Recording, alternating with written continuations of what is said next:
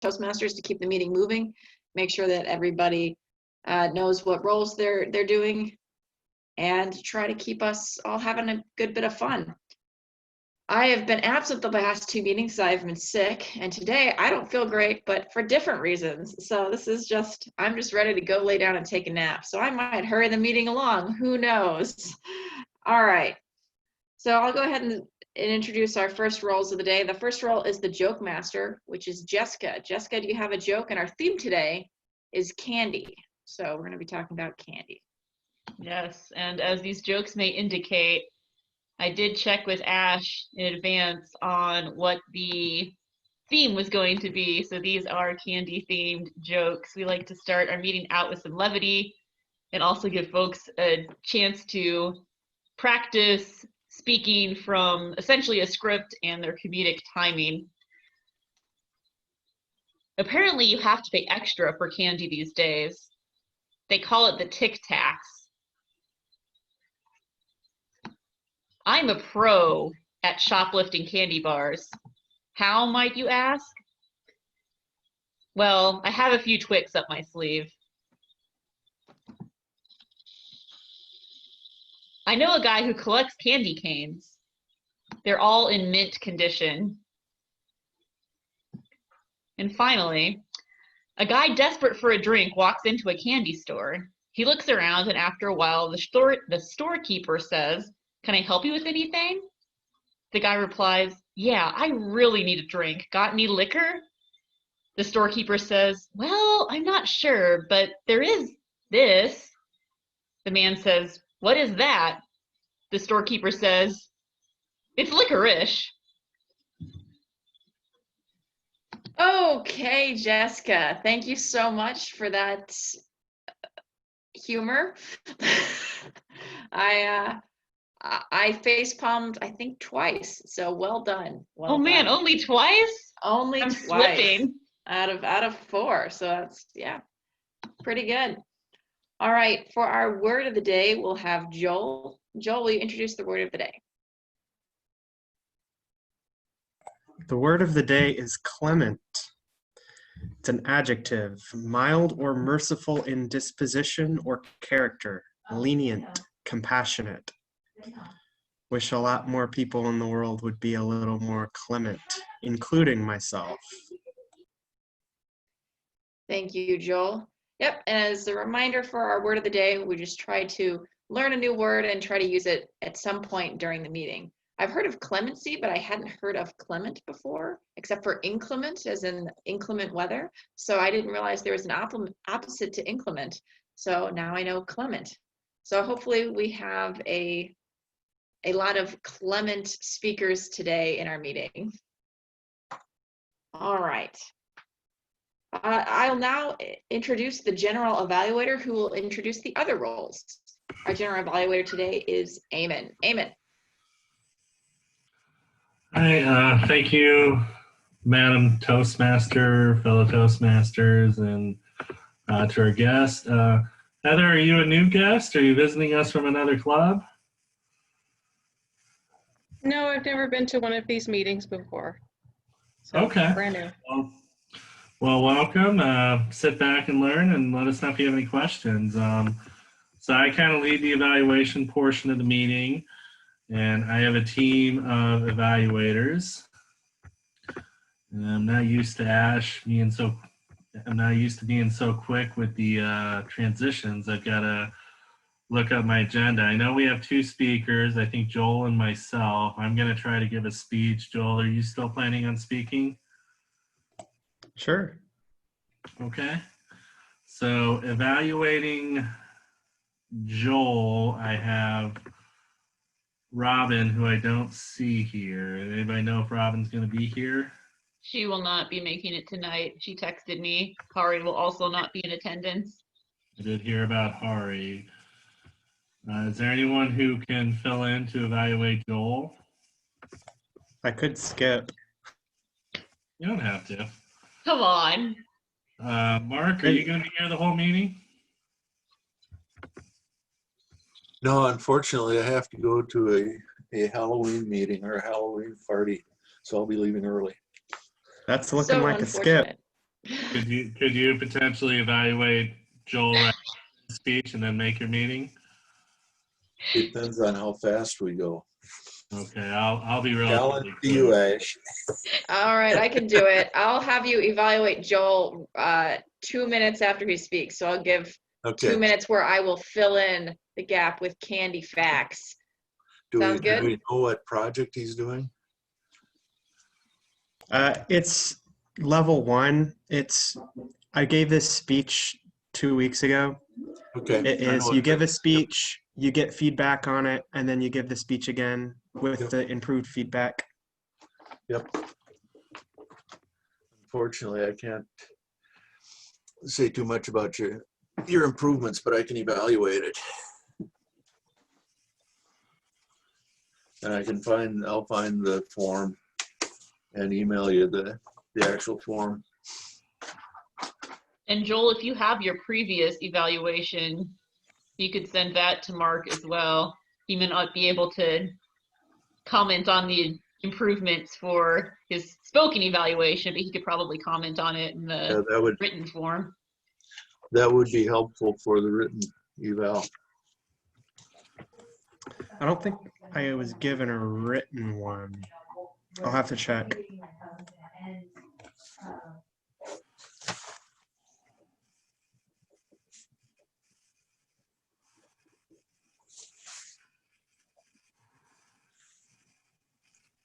All right, so we've got an eval.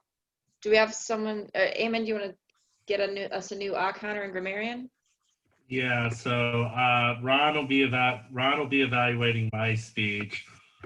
Ron, my speech is kind of is sort of impromptu. I'm not doing a manual speech. So have at it and let me know what I do well and what I need to improve on. And next, yes, I'll be the timer. So I'll introduce myself. So each of our speeches, you have a time limit. For me and Joel, it'll be 5 to 7 minutes. So this is just to make sure we stay within some sort of time limit for whenever we're practicing speeches in the real world. So green, it'll be 5 minutes. Yellow will be 6 minutes. Red will be 7 minutes when you need to start wrapping it up. It's kind of like the orchestra music at the Oscars. Table topics, which is our impromptu speaking sessions, it's 1 to 2 minutes. So green will be 1 minute, yellow will be 1.5 minutes, and red will be 2 minutes. And I'll show these on my screen. And then our evaluators will be 2 to 3 minutes, where green is 2 minutes, yellow is 2.5 minutes, and red is 3 minutes. And I'll let everybody be knowing their times at the end of the meeting. And Hari is our odd counter and grammarian. Unfortunately, she is not here. Jessica, is that something you think you'd be able to do? I can give it a shot. I can also do ballot counter. Okay. Do you want I to? will start counting now since I wasn't counting before. So as You wanna explain? counter, I will be listening for filler words or crutch words that don't add meaning to our speech, things like so, and the goal of that is to make us more aware of which words we tend to use. For example, I know that so is the one that I personally use most frequently. When you're made more aware of those filler words, you can seek to eliminate them. And then as the grammarian, I will be listening for any grammatical errors, as well as positive usage of the English language, descriptive language, word usage that I enjoy. And I will also be listening for how many times people use that word of the day, clement, that Joel chose for us. And I will give a summarized report at the end of the meeting, pointing out which words we had the most trouble with, any grammatical errors, and any of that positive usage. Thank you, Jessica. Jessica will also be our ballot counter. So we like to have a little friendly competition. So you private chat Jessica, and you can do the same, Heather, if you feel comfortable. Just whoever you think was the best speaker when we get to table topics, whoever did the best table topics, and our evaluators, whoever was the best evaluator. It's all anonymous, and then Jessica announces the winners at the end. And I will give my thoughts on the meeting after it's all concluded. well, without further ado, I'll return control to our Toastmaster, Ash. Thank you, Eamon. All right. So let's talk about our theme today, which is candy. I picked candy because Halloween is around the corner, and that's one of the largest candy selling seasons. Even now, with not a lot of trick-or-treaters, we're pretty much not doing trick-or-treating in our area because, you know, trick-or-treat, I don't really want to bring COVID to my door. So a lot of people are still buying certain candies, especially things like Reese's peanut butter cups and Kit Kats. If you'll look at my parents' household, it's a dueling candy jar where my dad is constantly putting in Reese's and Kit Kats and only coming out with Reese's because my mom eats all the Kit Kats. So, uh-oh. Did I lose you guys? We No, could still internet hear you, connection's but your unstable. video was not doing very Hello. well. Awesome. I couldn't hear anybody else, so I was a little afraid. Okay, so some other fun facts before we get into our first speaker. Starburst, one of my favorite candies, was actually launched in the UK in 1960 before making it over to the US in 67. The original flavors, strawberry, lemon, orange, and lime. And lime was later replaced with cherry, which is one of my favorites. Cherry and strawberry, I like to mash them together and eat them together. It's delightful. All right, so our first speaker of the day is Joel. Joel, what is the title of your speech?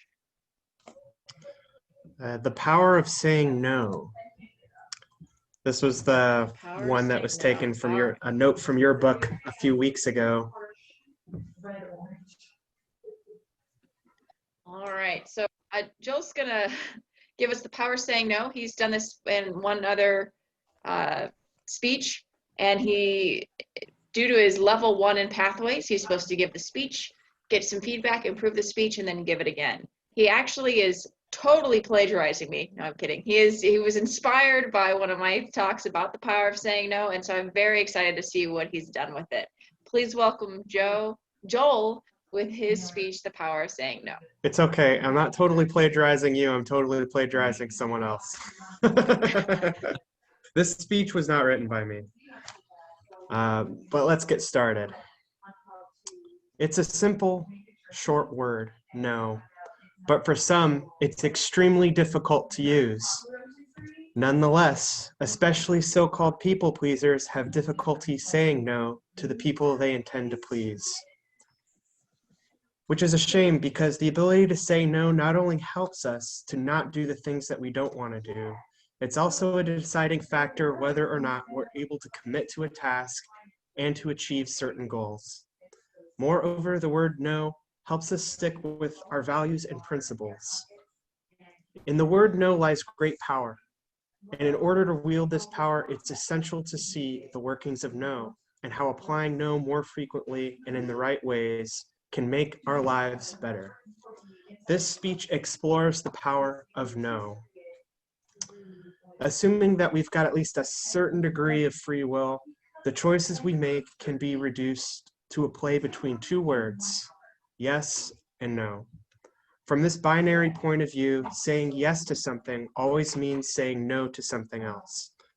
And deliberately saying no to something else reinforces our pursuit of a certain yes. In the latter case, we make a commitment, meaning that we decide to focus on a task and stay loyal to it for a given amount of time, or even until death. A great example is a commitment to marriage. Unless it's an open marriage, by saying yes to it, we automatically say no to infidelity, even though for some people, saying no to infidelity isn't hard to do. For some, it's truly a sacrifice. But saying no consistently, no matter how much potential pleasure we reject by doing so, we can enjoy something that in many cultures is considered sacred, a bond between two people, which could be a beautiful thing, but of course, being a bachelor can be a beautiful thing too. For many, enjoying freedom, spending time alone, and not having to take someone else into account could be considered sacred as well. Maintaining this lifestyle also requires to say no, not only to just romantic relationships, but also to social norms. The power of saying no is the pillar that upholds the sacred. When the pillar is destroyed, that is when sacredness collapses. That's why if Adam and Eve would have used the power of saying no, they could have left that apple alone and they would still be living in paradise. Eternal sin resembles what many of us do. We're unable to say no to quick pleasures, and thereby we destroy the chances of attaining what we truly want in the long run. Hence, if you don't make sacrifices for what you do want, what you want will be your sacrifice. Saying yes opens doors and opportunities, but saying no sets boundaries that protect our yeses. A Buddhist says no to cravings for external things and to end the suffering that this brings. Another example is an athlete says no to unhealthy ways of life to excel in sports. Another example, an entrepreneur says no to distractions in order to focus on building his business. No, in many cases, means no to ourselves, to be stronger than our cravings, to postpone pleasure, or even reject it completely. To give up wondering so that we may make another one come true. Thus, mastering ourselves means mastering the power of a no. At least as important as saying no to our own desires is saying no to the desires of other people. Our inability to say no makes way for other people to exploit us, to hijack our time, to jump on their bandwagon, and thus make them masters of our fate. When we say yes to them, it's likely that we say no to ourselves and put ourselves in the service of someone else's yeses. Thus, when we say no to our own dreams to fulfill those of someone else, or we help someone not because that we want to, or because helping them aligns with our values, but simply because we cannot say no. Saying no to other people isn't easy. We're conditioned to do what people say, to conform to their wishes, to follow the herd, to put our own needs and wishes aside for someone else. Also, we might have experienced some resistance when we say no in the form of arguments or even anger. People might give us the cold shoulder after we don't fulfill their requests, or threaten to end the relationship entirely if we don't do what they want. But do we really want to maintain an exploitative friendship because our need for people to like us? Do we really want to stay in an abusive relationship because we're afraid to be alone? It sounds ridiculous, but the fear of being disliked or abandoned is often a reason why people are afraid to say no. However, those who truly care about us will respect our no, while the users and abusers will disappear. Saying no, therefore, is a great filter when it comes to relationships. The downside is, however, it's often uncomfortable, painful, and even makes us feel guilty. But no is a complete sentence. This means that we're not obligated to say our no to anyone. Although in some situations it might be better to do so, ultimately it's up to us to decide if we can live with the consequences of a firm no without further clarification. As adults, we're entitled to say no regardless of other people's reactions. This is a blessing that comes with being responsible for our own actions. In a world that's totally out of our control, our actions are the only things that we do control. Why should we put others in charge of the one and only thing that's within our power? If you don't make sacrifices for what you want will be your sacrifice. Thank you for listening, Toastmasters. Thank you, Joel. All right. We had a bit of a timing malfunction, so I apologize for that you weren't able to see the timer. But I appreciate you rolling with us, so thank you for that. Speaking of saying no, one of the things that I have to say no a lot of times is no to going down the candy aisle in the grocery store. because if I don't say no to going down that aisle, I will pretty much not say no to putting some things in my cart. So I pretty much have to. It's much easier for me to say no to the entire aisle than it is to individual candies as I pass by them. My favorite candy is dark chocolate. I really like dark chocolate covered cherries, dark chocolate covered almonds, dark chocolate covered pretty much anything. It's delicious. Pretzels, oh yes. As far as one of my favorite treats go, Almond Joy.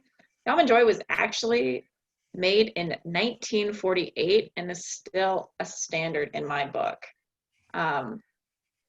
Mounds was actually made prior to the Almond Joy, but honestly,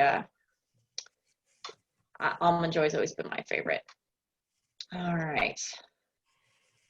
See, what else do I know about candy? Well, I always think of candy of being around forever. I was born in the 80s, and there are a lot of candies that I didn't realize were relatively new, such as Jelly Bellies. They actually weren't created until 1976. I always thought they were older than that.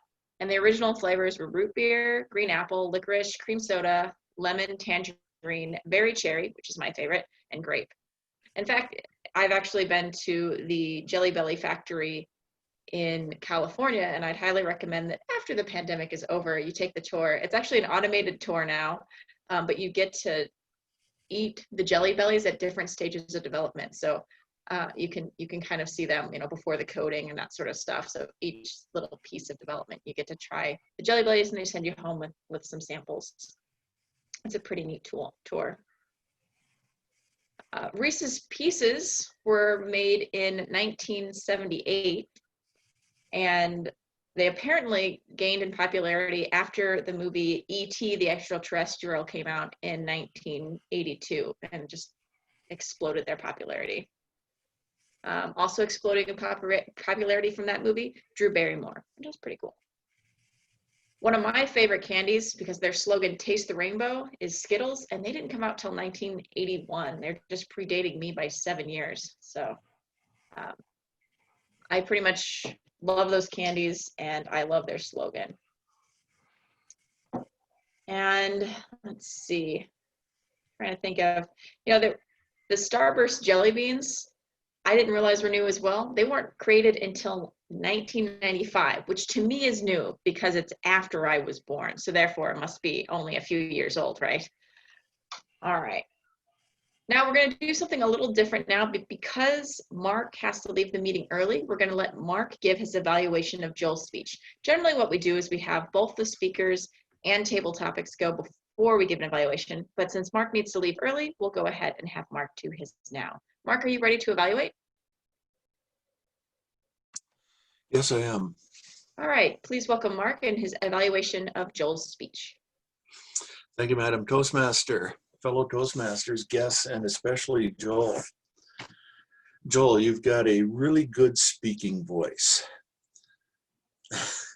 Really clear. We could really hear what you were saying, which is a very, very good, good thing to have. You were also clearly making eye contact. Now, I know that's a little difficult in Zoom, but it always, I put on speaker view and it always looked like you were looking right at me. That's done by really looking at the camera. Unfortunately, when I look at the camera, I get glare in my glasses.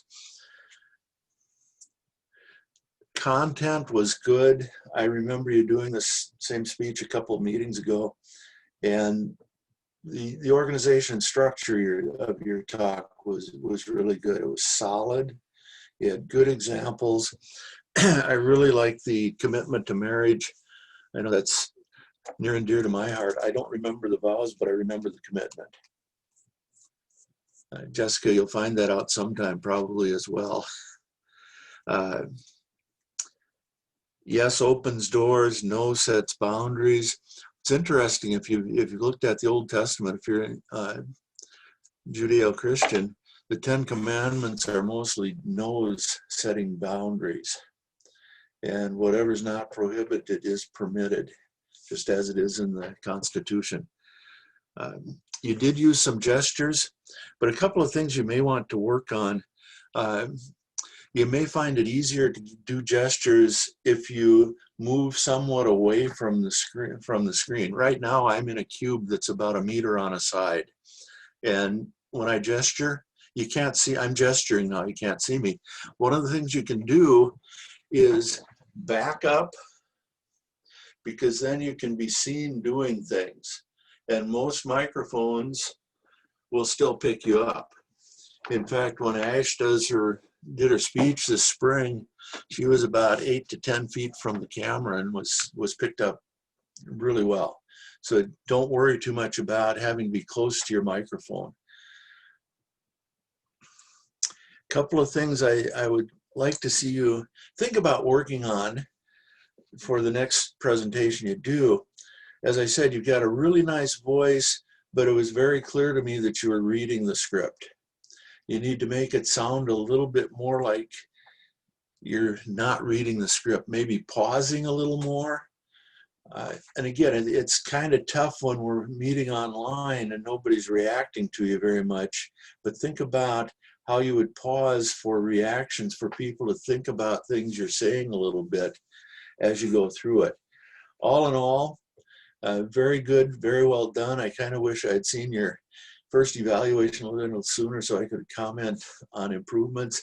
You did a nice job. You're going to do well on your trip through Air Force officer, right, up the ladder, because you're good at talking to people. You're good at getting stuff across. Thank you very much. Back to you, Madam Toastmaster. Thank you, Mark. All right. So let's get back into the speeches. Eamon, what is your speech title? It's going to be yes to packing. Yes to packing? Mm-hmm. I think I understand what this is about, and it's not a trip for a pandemic. All right. Are you going to be timing yourself, or do you want a secondary timer for yourself? I'll be timing myself. Okay. Our next speaker is Eamon.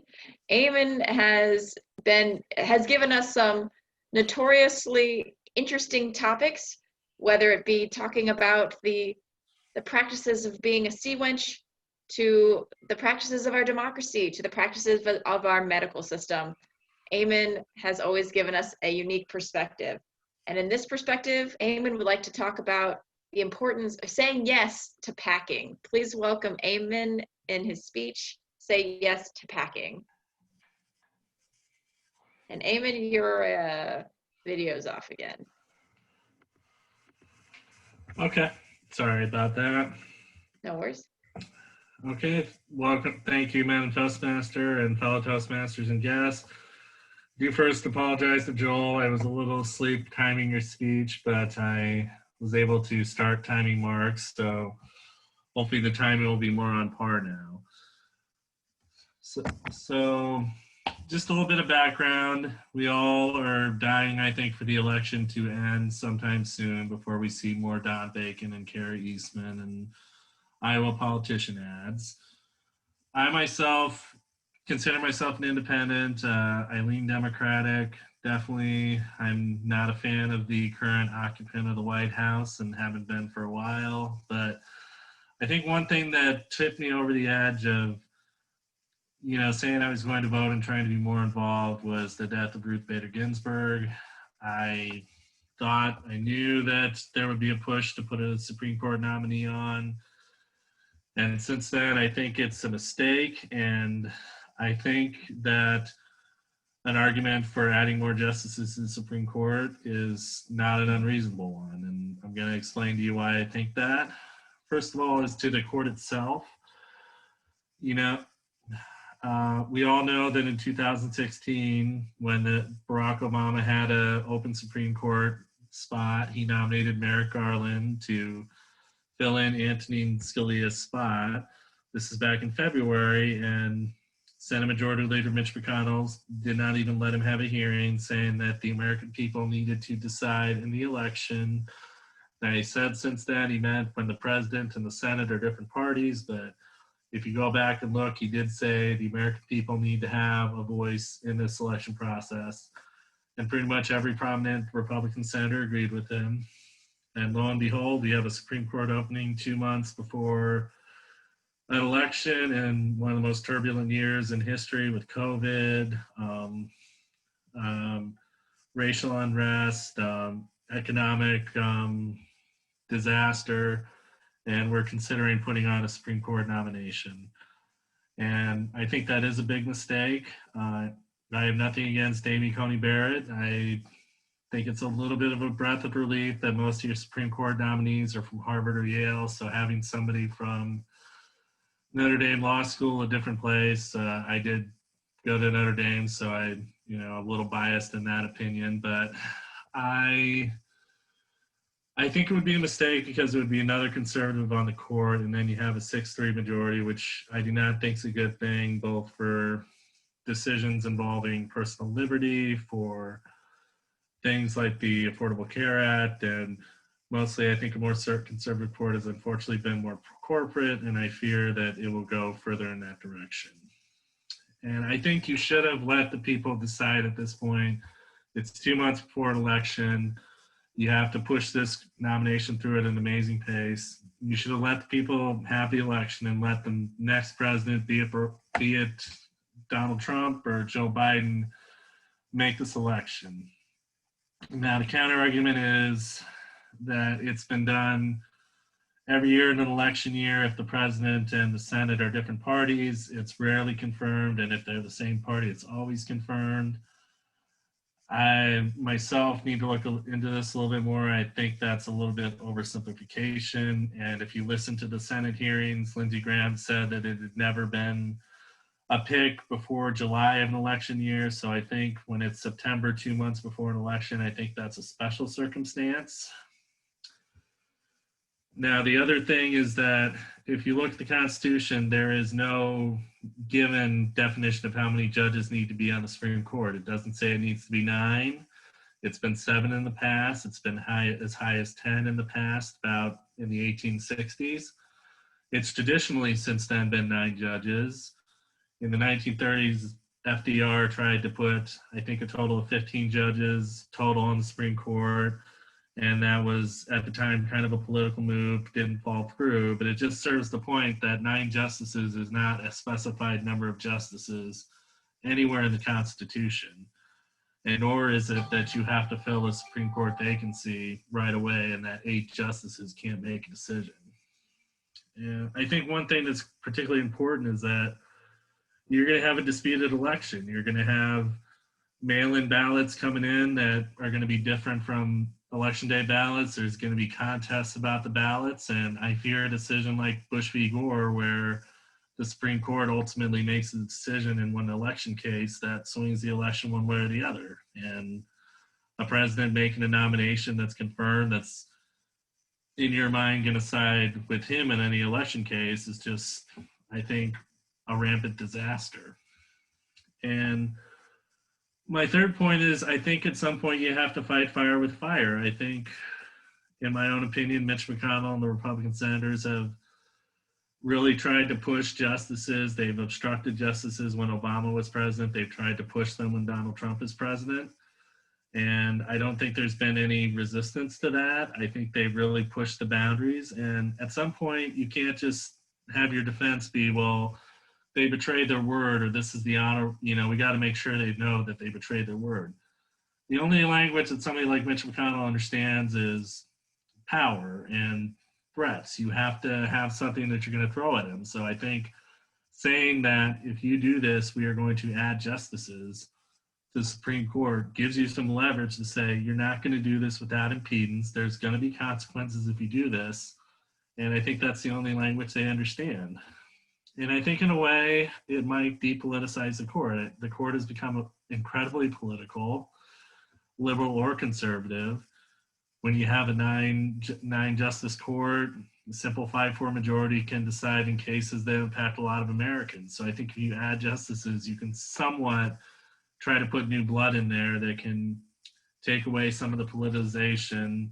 That might be kind of an ideal concept, but I think it's a potential benefit of adding more Supreme Court justices. So I think, in my opinion, I think this has really woken a lot of people up. I think a lot of people are not in favor of what's being done. And I think if adding more Supreme Court justices is the only way we can remedy this or find a solution to this, I think it should be something we're open to. Madam Toastmaster. Thank you, Eamon, for that speech. All right. And if any of our speakers today didn't enjoy their introduction, I will remind you that you are more than welcome to send me an email to give me something to say. Otherwise, I just make stuff up. All right. That's another for the counter. We'll talk to a little bit more about candy, and then we'll take it to the table topics master. So one of my most despised candies that I absolutely abhor and don't understand why it is in fact candy. To me, it seems like it should be more of a candle than a candy, is candy corn. Now, I know some people absolutely love candy corn. I do not. It was created in the 1880s, and I don't think a lot of good things happened in the 1880s, and candy corn may be the worst one. So it has been almost 140 years around, and there's a joke that all the candy corn that's ever been made was made in 1911, and then we just keep recycling it and giving it to each other over and over again. That is not entirely true, but it certainly feels true. All right. One of the cool things about candy corn, it's very simple to make. It's pretty much sugar, corn syrup, and a couple other ingredients mixed together and colored. They apparently also later added fondant and marshmallow to make it a little bit easier of a bite. I don't think it improved it. That being said, I don't like Peeps either, so maybe I am just anti-American candy. That being said, there are some amazing American candies such as Skittles and even Airheads I actually quite like. Laffy Taffy, Jelly Bellies, all amazing products. I just absolutely abhor and despise candy corn and Peeps. All right, our table topics master for the day is Jessica. Jessica, could you please introduce what the table topics master does and talk about our theme for the day? Absolutely. The table topics master asks a question and calls on somebody to answer that question on the spot to practice their impromptu speaking skills. You have 1 to 2 minutes to answer. You can either answer the question I asked, you can answer a previous question if there has been more than one, or if you don't like the question I've asked, you can speak about anything you would like for 1 to 2 minutes. And for the sake of our guest, I'll call in a couple of members first, and then I will give you the option to participate. But as a guest, you don't have to participate if you don't want to. If you'd rather just continue watching, that's fine too. Our theme for the meeting was candy, so all of these questions are related to candy. My first question, there have been some Snickers commercials for the candy bar Snickers that show people as worse versions of themselves, usually as celebrities who are cranky or angry. And the tagline for those commercials is, "When you're not you when you're hungry." So my question, who are you when you're hungry? Who are you when you're hungry? And you can take that any direction you want. Ash, are you unmuting because you want to answer that question? Just in case. Okay, well, since you're already unmuted, I guess you can answer. Go ahead, Ash. All right. And keep in mind, if you don't want to answer a question, generally what I do is I just have you turn your camera off. That lets you know, like, it's basically like, do not pick me. All right. When I'm hungry, I probably turn to Gilbert Gottfried. And that being said, that I'm slightly obnoxious. I am very loud. I think myself am very funny, and oftentimes can be misconstrued for a cartoon character if you only hear my voice. Gilbert Gottfried, I think one of his most famous roles is Iago in Aladdin, and I absolutely love that role. And he was very upset every time he was fed crackers. And I must say that reaction of Iago getting force-fed crackers is probably my reaction when I get hungry. I get very upset, I get very angry and irrational, and everything becomes a very big deal to me. Also, if I eat something that is not particularly satisfying, like say if you offer me candy corn, I will have a much similar reaction as to Iago with those stale crackers. It just will not do. Lately, when I've been getting hungry at work, which is now from home, I will head on downstairs and I'll make myself breakfast really fast. And if I know I have meetings like I have for the last several days where they're back to back to back to back, I will make myself a peanut butter and jelly sandwich and I'll pack it in a little lunchbox and I'll set it at my desk, because some days I know that I'll be sitting here for 5 or 6 straight hours and I only have time to either grab some food or use the restroom, and oftentimes you have to use the restroom. So then you have your sack lunch at work, which to me is sad and horrifying, but that is what I do to avoid turning into Iago with my coworkers. Thank you, Table Topics Master. Thank you, Ash. And I'm glad that you don't choose to save time by eating your lunch while in the restroom. So, yes.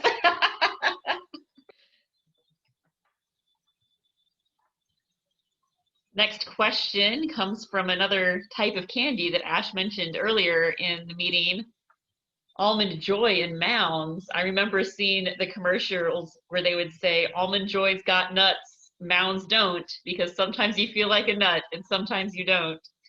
So my next question is, do you feel like a nut? Why or why not? Do you feel like a nut? Why or why not? And because he hasn't left us quite yet, I will call on Mark to answer this question. Oh, didn't quite get away on time. Do I feel like a nut or do I not? Unfortunately, at times, because of my position, because I have kids, you can't afford to act like a nut, whether you feel like a nut or not. I do remember that commercial, or at least the tagline. I don't remember exactly what it was about, but if you look at my background, this may be an example of acting like a nut a little bit. This Saturday, my wife and I jumped in our mobile isolation chamber, better known as my Honda Tucson, Hyundai, and drove out to the Sarpy County Fairgrounds, where they had an animatronic display, which you can get the feel for it by seeing my background. Unfortunately, she was a little bit disappointed because everything was on the driver's side. And she had to look through the car to see any of the animatronics. And of course, Sarpy County Fairgrounds, they were set out on the area that's basically the racetrack and demolition derby area in front of the grandstand. So there wasn't a whole lot of real background behind these. I've seen animatronics before where they were well positioned, even down at the Durham Museum a few years back. But it was a little bit of a disappointment in that case. Although right behind me you see a carnivore attacking a herbivore, and if I was, it says zero on the time there, Eamon. Anyway, this is an example. So just wrap up whenever. Okay, sometimes when you just have to do those things are a little bit nutty, as long as you stay safe and just get out and be like a child again. Madam Topic Master. Excellent, Mark. I am definitely in favor of doing things that children enjoy. That's actually one of the reasons I became a mentor in Big Brothers and Big Sisters, is so that I have an excuse to go and do children's activities. For my next question, we're going to get a little more existential, I suppose. What flavor of Jelly Belly jelly bean are you, and why? What flavor of Jelly Belly jelly bean are you, and why? How about Ron? I want to know what flavor of jelly bean Ron is.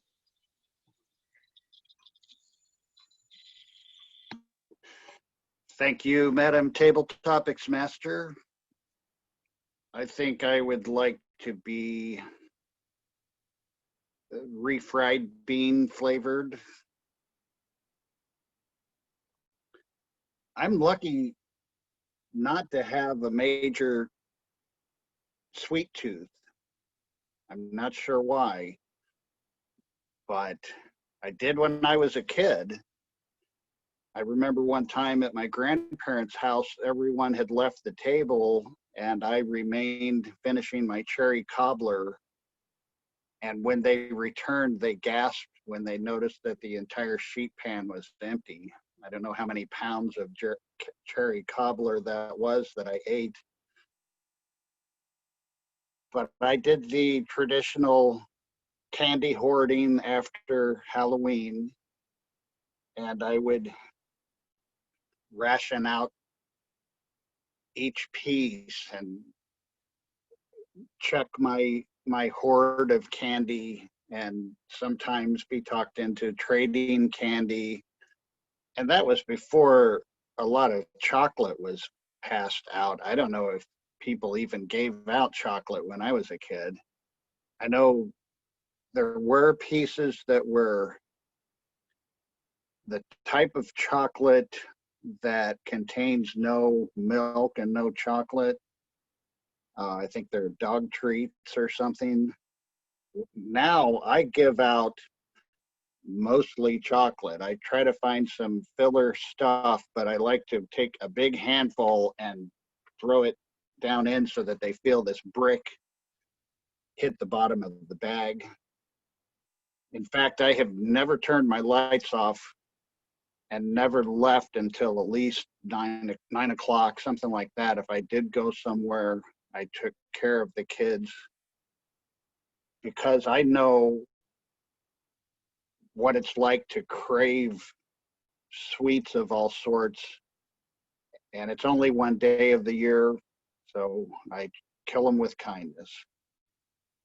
Madam Table Topics Master. Thank you, Ron.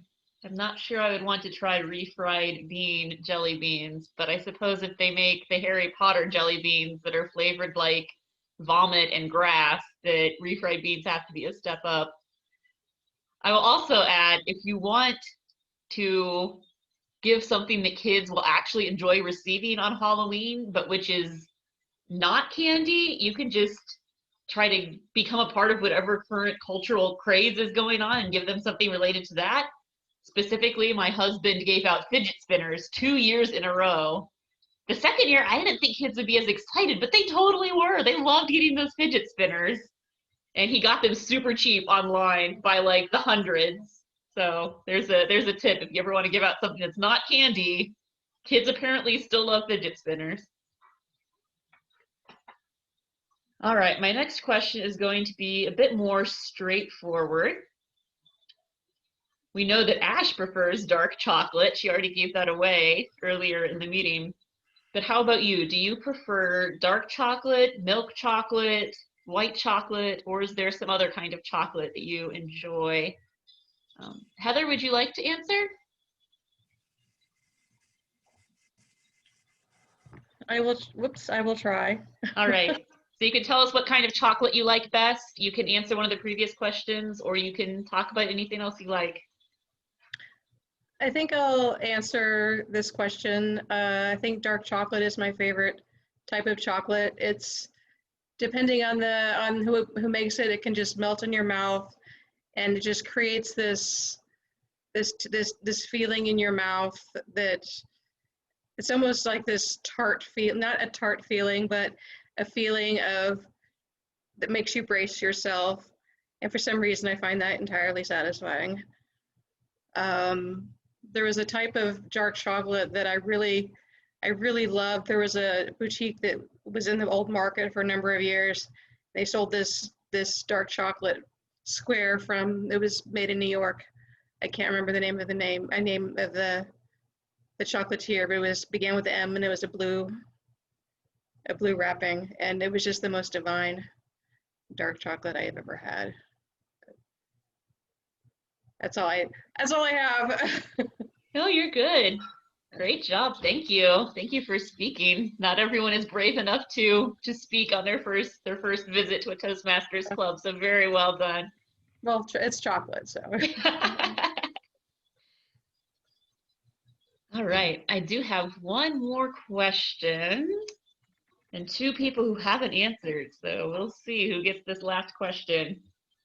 We've talked a lot about existing candy, but I would like for you to pitch to me a brand new candy that you would like to start selling. Pitch to me a brand new candy that you would like to start selling.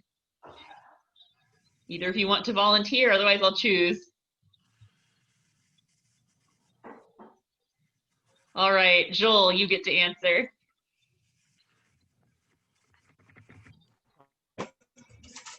So the brand new candy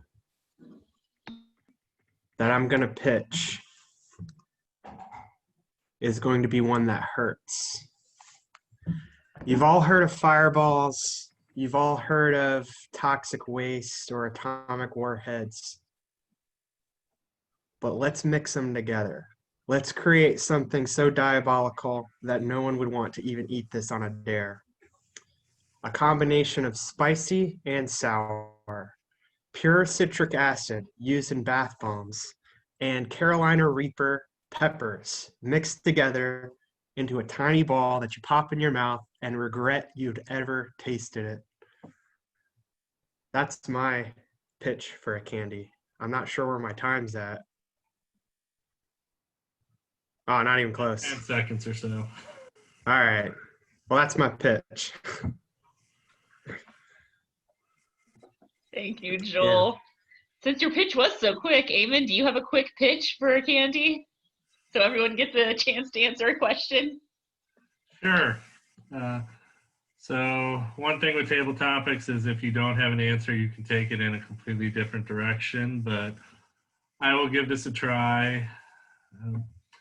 My other thing I was going to talk about for my speech was, since we're missing Halloween, my brother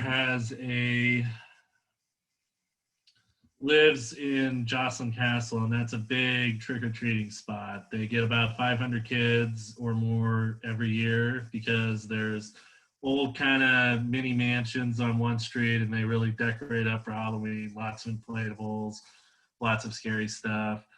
And he used to bring out king-size candy, so we'd get a bunch of kids. You kind of have kids who are a little snotty, kids who are repeat offenders who would get candy, come back in a slightly different costume and try to get candy again. And our rule for them was to give them bit of honey, which is considered an inferior candy by other people, even though I'm not a candy connoisseur. So I would be based on that concept. I would do bit of vomit. So very similar to Jessica. I'm a big Harry Potter fan, so I know they have these, I think they're I don't think they're gobstoppers, but basically you taste it and it's every flavor, even the bad ones. So this would be bit of vomit. So any kid who is a little bit snotty, or any kid who's over 12 or 13 years old who's too old to be trick-or-treating, or anyone who is coming back for candy when they've already gotten a full-size bar will get a candy that says Bito Bomb with the IT branched out, and they will have a pleasant surprise later on when they get back to their home. So for the busy trick-or-treating handout person who is bombarded by kids, this is a perfect candy you can get for those obnoxious repeat offenders, those teenagers trying to trick-or-treat, and this will make sure you have quality customers in the future. Thank you. Thank you, Eamon. And I think we should just take a moment to reflect on the fact that I gave two people the chance to pitch a new candy, and they both pitched something that no one would want to eat. So if you would like to vote for your favorite table topics speaker, we had Ash, who turns into Gilbert Godfrey when she is hungry. We had Mark, who likes to go visiting animatronic dinosaurs when he feels like a nut. We had Ron, who would be a refried jelly bean despite having eaten who knows how much cherry cobbler as a kid. We have Heather, who actually does enjoy good candy and loves to eat dark chocolate. We have Joel, who wants to have us eat a candy that no one would want to eat. And we have Eamon, who wants to trick people into eating a candy that no one would want to eat. So you can send me a private chat for your best table topic, and I could use some votes for speaker as well. Back to you, Toastmaster. Thank you so much, Jessica. All right. Well, I will never ask Eamon for candy, that's for sure. Just don't ask All right. those. Okay, so at this point, we're going to go on to our general evaluator, which is also Eamon. Eamon, would you like to tell us how we did for the meeting and introduce our speech evaluators? Okay, thank you. So I'm trying to perform the role of getting as many roles as I can, which is usually something Ash does for every meeting. You're doing a great job, Eamon. Thank you. First, we already had Mark evaluate Joel's speech. So Ron, if you're ready, you can evaluate my speech. Thank you, Mr. General Evaluator.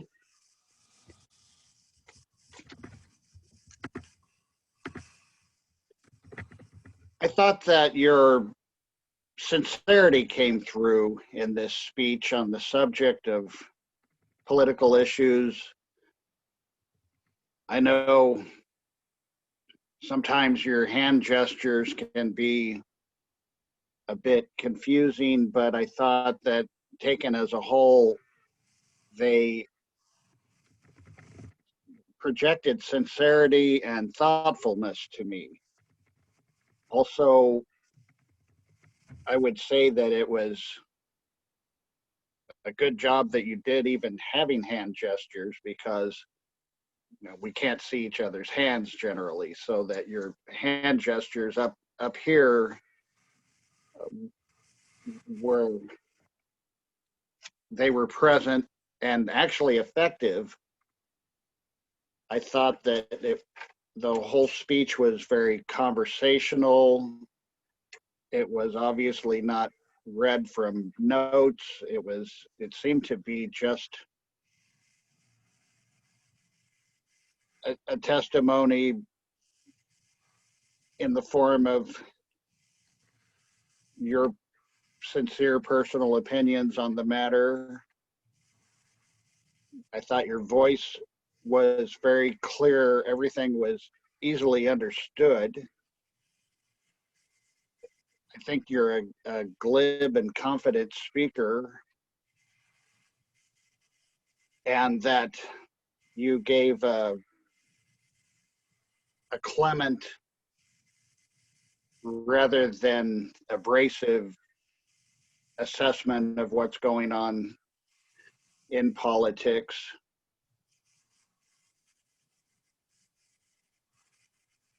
I felt that, with both sides using language such as, this will determine the soul of our nation, and so much division, that it takes some skill to discuss these matters without any jabs at anyone. It was just the facts as you see it. I thought that made it very easy to listen to. I think the only word that you said that would be something to take offense to is you started the speech with the word so. So, filler words. I thought it was a great speech and look forward to more from you, Mr. General Evaluator. Okay, thank you, Ron. So at this time, please vote between Ron and Mark for your best evaluator, and send your votes to Jessica as soon as you can so that she can tally them. And I'll ask Jessica now to give her Ockham and grammarian report. Absolutely. Thank you, Eamon. I either only caught the so that Ron referred to. Oh, no, wait, hold on. That was from earlier. I take that back. I was looking at the wrong. I split you in two, Eamon, and it looked like you had very few filler words. But I'm sorry to report you had a few more than the one that I had noted. You did have a few so's, 4 so's, and just a couple other filler words in your speaking. Ash, your favorite filler word was all right. You also had some ums and ahs. I really liked when you said pretzels, ah yes. Just the way you expressed that was good for me. Joel, I did not hear any filler words during your speech. In your table topic, you had some really great phrases, such as so diabolical that no one would want to even eat this on a dare. I really liked your descriptive language in your table topic answer. I also liked Eamon's reference to a candy connoisseur. That was a fun juxtaposition between something like candy and then something fancy, and also the alliteration there was fun. Mark's use of the phrase mobile isolation chamber, I also got a kick out of that. And Heather, you described eating dark chocolate and talked about it being satisfying to brace yourself. I liked that description as well. And I will note, Heather, I caught very few filler words from you, just one and one time you repeated yourself a little bit, which is fantastic to have almost no filler words speaking for your first time in front of a group. That's amazing. Ron used the phrase glib and confident speaker, which I liked, and he was also the only person I heard use the word of the day, Clement. Did anyone else use the word of the day? No? Oh, did you, Joel? No, okay. Oh, you did, Ash? Sorry, I was looking at my notes and my notes were on top of your face, so I couldn't see that you were the one raising your hand. I'm sorry. All right, I will mark down Ash as having used it as well. 2 usages of the word of the day, and very good meeting in terms of filler words and descriptive word usage. Back to you, Eamon. Okay, thank you, Jessica. Timer, I'll ask myself. I timed most of the speeches, but I was a little lackadaisical on some of them, so I asked for this group to be clement in hearing me out. Joel, unfortunately, I didn't time his speech. I think based on what I was seeing, I think he was mostly within time. Myself, I spoke for 6 minutes, 56 seconds. In terms of our table topics, Ash did not appreciate people giving her crackers for 1 minute, 48 seconds. Ron was trying to sell us on a fried bean type candy for 2 minutes, 19 seconds. Heather was talking about the beauties of dark chocolate for 50 seconds. Joel was trying to create the worst candy for 40 seconds. I unfortunately was not able to time Mark or myself talking about Biddle Vomit, which I was saying was going to be given to kids who deserved it, Jessica, not trying to trick them into getting it. In terms of our evaluators, Mark evaluated for 3 minutes, 23 seconds, and I had Ron at about 2 minutes, 42 seconds. Normally, timing's easier when you're live because you have the timer in front of you. So it gets a little tricky when you're trying to pay attention to speeches and do it in Zoom, but I'll try to do better next time in that regard. Next, my thoughts on the meeting. Overall, I thought it was a pretty standard good meeting. We started on time. I remember in the past, we used to have long business meetings and not get to the general evaluator till like 6:20, 6:25. We've done better at starting that around 6:08. I thought the speakers did a good job. I thought Ash did a good job of filling in as Mark was trying to get ready for his evaluation, talking about every candy there was. I thought it was good table topics. I liked the questions. I liked the opportunity for people to be creative. And I think we zoomed through the evaluation portion pretty quickly. The only thing is we didn't have a couple members. I think 1 or 2 canceled at the last minute, so that gets a little tricky trying to fill all those roles. So just everybody, just, try your best, especially more than a day ahead of time. Just let us know if you're not going to be here, just so we can fill those roles. And that's all I got. I'll return control to the Toastmaster. Thank you, Eamon. All right. Well, I'll just wrap it up with a few more candy facts before we wrap it up completely, much like a candy bar. Speaking of candy bars, did you know that the oldest candy bar, the oldest chocolate candy bar was called the chocolate cream bar? It was created by Joseph Fry in 1866. He apparently was the first to start pressing chocolate into bar modes in 1847, but the chocolate cream was the first mass-produced and widely available candy bar. So sadly, Mark's not here, but he probably remembers that from his childhood. All right, Budancha. It's not as funny when Mark's not here. All right. Apparently, there also used to be purple M&Ms. I did not know this, but in the 1940s, the purple was changed to tan. Now, purple is one of my favorite colors, and I am very upset with M&Ms. I had no idea that they had my favorite color in there, and they just removed it. It's very upsetting. Fortunately, if you do want a purple M&M, you can custom order one from the M&M's website and get whatever you want on there. For my Mother's Day, we got her some custom made M&Ms. By we, I mean my sister, but she let me put my name on the card, so technically we.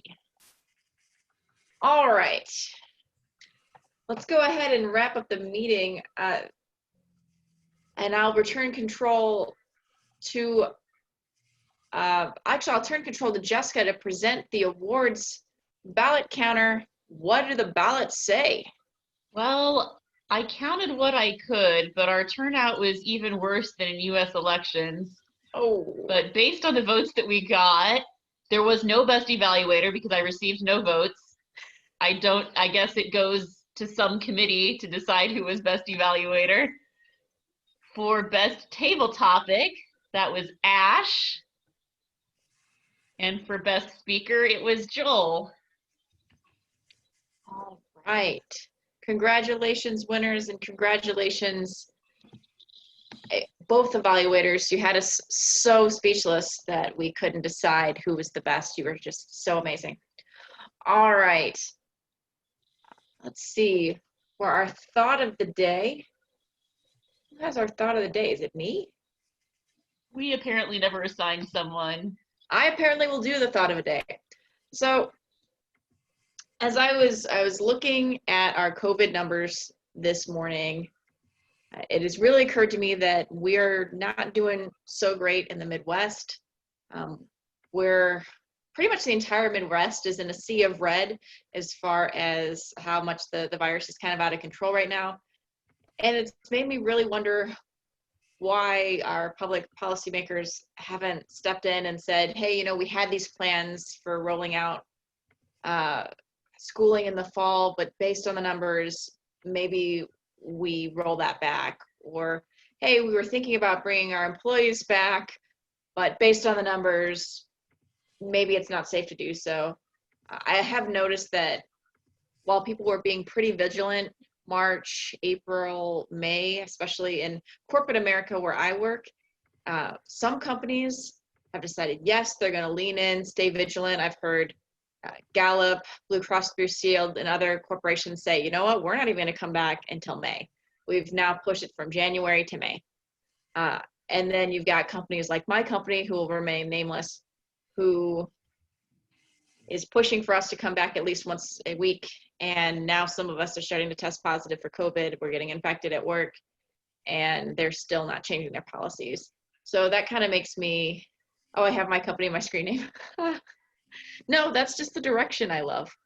That's right. Yeah, I was on a company Zoom call earlier. So there you go. That's where I work.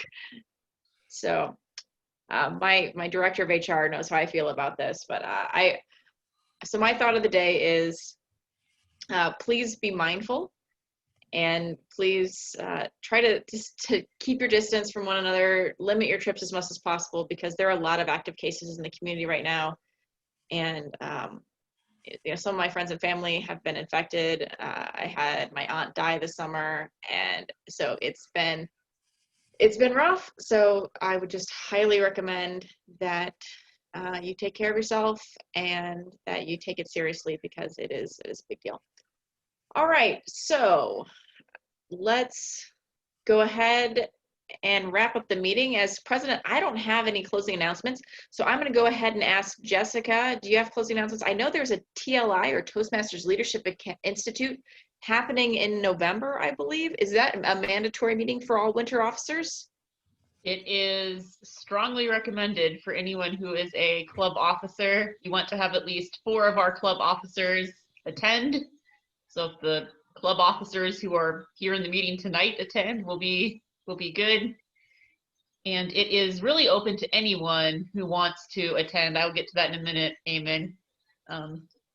It's a educational session about Toastmasters and also about different aspects of Toastmasters, such as leadership and speaking and other items. So there are different sessions you can attend, and if you go to d24tm.org, you can find the calendar for the different sessions. I know the first one is that Wednesday after Election Day, which is November 4th. Or maybe it's November 5th. No, it's the Thursday after Election Day. It's November, wait, now I'm confusing myself. It's either the 4th or the 5th. Go to the calendar and find out. It's one of those. Yeah, and if you want to attend with me, I'll be attending on the 21st, because that's the only Saturday afternoon one that they're hosting, and that's when it's most convenient for me. So if you want to attend with me and have an officer party, and then we can tweet at each other all the different things that we're learning during that time, November 21st, meet with me. Yep, I will actually be attending at least part of that one as well, because they have different speakers every session, so you'll get a little bit different content depending on which session you go to. And the first one is the 4th, Wednesday the 4th. My initial instinct was correct, Wednesday the 4th. Thank you. Yeah, and you can register online. Just remember d24tm.org. Yep. And that's free to anybody to attend. All right.